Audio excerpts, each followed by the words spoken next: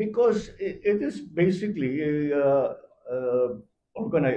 it's organizing ourselves into a more cohesive unit in terms of the protection of the freedom of navigation in the South China Sea, the West Philippine Sea for us. So yun lang naman yun.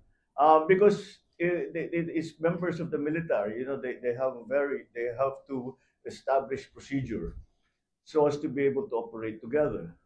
And iba yung participants ngayon eh. Iba yung vessels na pinadala ng Amerika, iba yung gagamitin ng Navy natin.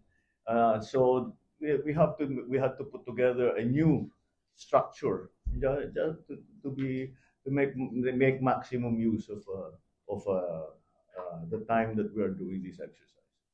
Follow-up na po. How will this new task force be different sa iba pa po nating partnership with the US? And do you see this as a mechanism that will ease the tension and aggressive actions of China in the West Philippine Sea?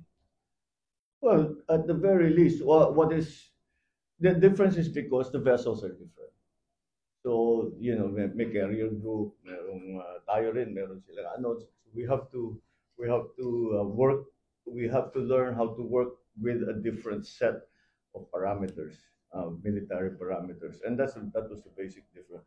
It will not lower, it will not, sorry, it will, I hope it will lower the tensions in West Philippine Sea. It will certainly not heighten them because it's not something new. Wala namang bagong ginagawa.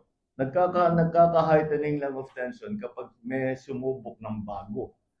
Dati hindi ginagawa, bigla na lang gagawin. Yun, magkaka-tension. And that's not what's going to happen here. Thank you. Thank you, Sir President. The next question from Daryl Swear from PNA. Good evening, sir. Sir, Hi. could you share